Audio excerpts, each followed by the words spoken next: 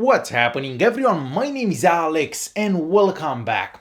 In today's video we are checking out one of the latest phones from BLU. Well, in a way, this phone has been out for a while, but this phone was recently refreshed.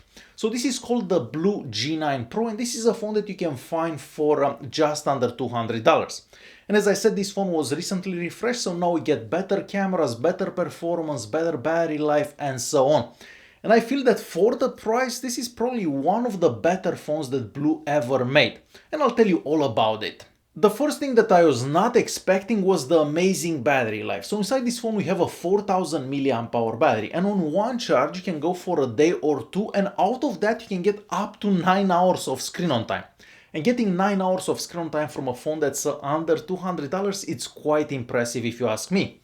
The phone also supports fast charging, so charging the phone from 0 to 100 is done in about an hour and a half, depending on the charger that you're using, of course. And the phone also supports wireless charging, so you never basically have to plug this phone in ever. The phone itself doesn't look like a budget phone by any means. We have a metallic frame, we have glass on the front and glass on the back.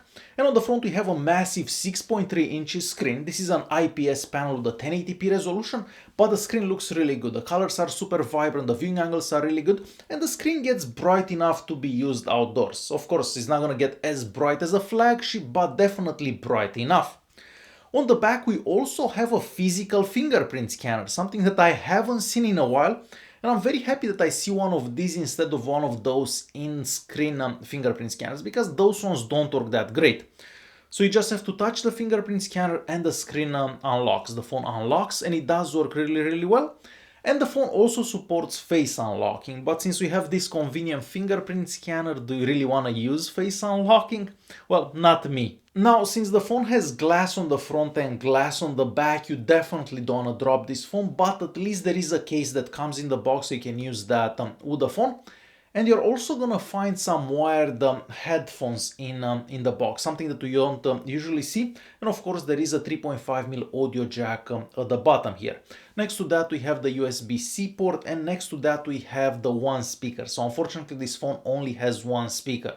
It would have been nice to have one speaker here and one here, but that's not the case with this one. But at least the speaker sounds decent as well. On the back of the phone there are three cameras, and one of them is an ultra-wide lens. And I have to be honest, I don't usually use the ultra-wide lens on any phone, but in case you do use that, the camera on this phone, the ultra-wide lens camera on this phone does do pretty decent, and definitely better than other budget-friendly devices that I've seen in the past. And of course these are some examples of pictures taken with the ultra-wide lens.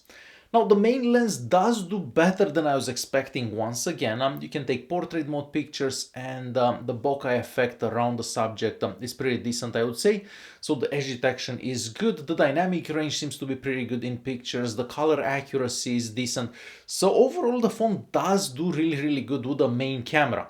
We even have a night mode, so if you're using the night mode, of course the phone will take multiple pictures and then will stitch them together. And even though the results aren't gonna be as good as you'd get from a flagship, from a $200 phone, I think the nighttime pictures that I took with it do look quite good. And of course all the pictures that you've just seen are taken with this device on auto mode basically. One of the downsides regarding the camera system would be the fact that the phone can only record in 1080p, so we cannot get 4K recordings with this phone. But even if we would get 4K recordings, there would be no image stabilization and so on, which is kind of normal for a phone around $200. So the G9 Pro is powered by the MediaTek Helio P60 and it runs Android 9. And even though the MediaTek Helio P60 may not be the fastest processor out there, I feel that this phone is powerful enough for pretty much everything that you're gonna do with it, because it has a very light skin on top of that Android 9, so nothing holding the phone back. And for those of you that love benchmark scores, this gets a score of about 172,000 on the Antutu benchmark, which is a pretty high score. Now, whatever app you may be using, so if you're using Facebook, for example, scrolling up and down on your feed does work really good. I mean, you have to give the phone like a second or two to load the content, but after that, there is almost no lag. The same goes for Chrome, scrolling up, zooming in, everything works pretty decent. As for gaming, I don't think there are any games available in the Google Play Store that aren't gonna do good on this phone. So if you're concerned about performance, I wouldn't be, because the MediaTek Helio P60 is powerful enough to handle pretty much anything that you're gonna be doing. Now, the phone has 4 gigs of RAM. And yes, it does work good with 4 gigs of RAM, but I wish it would have had 6 gigs of RAM because it would have made the phone more future-proof. But hey, for $200, what can you ask, right? We also get 128 gigs of internal storage. Of course, about 20 gigs of that is taken by the operating system, but the phone can also take an SD card. So you can either use 2 SIM cards or a SIM card and an SD card at the same time. I've also tried the GPS unit inside it, and the GPS unit works great. It only takes a couple of seconds to find your location, and once your location is found, it doesn't seem to lose it. As for sensors, we have pretty much all the sensors that you'd find in the other more expensive devices. Now, moving on to connectivity. Unfortunately, this phone doesn't have NFC. And it's such a good phone, but it lacks NFC. So that means that you're never gonna be able to use this phone to make payments. And that is a shame.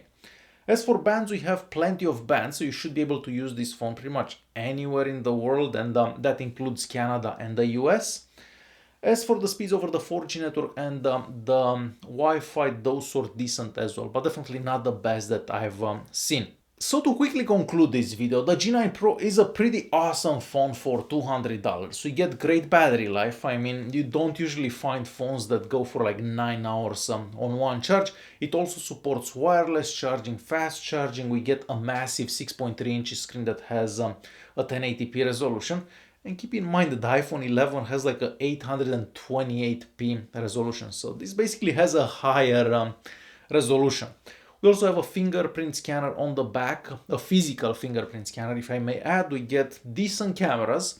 Of course, the cameras aren't gonna compete with the flagship, but the price doesn't compete with the flagship either. The only thing that I wish this phone would have had was an NFC chip and possibly the second speaker, because we only have one speaker here, and it's kind of easy to cover that speaker whenever you're holding the phone. But overall, for $200, this phone offers pretty amazing value. Alright guys, hopefully you enjoyed this video. If you did like it, don't forget to press that like button, don't forget to subscribe, and I'll see you in the next one. Thanks for watching.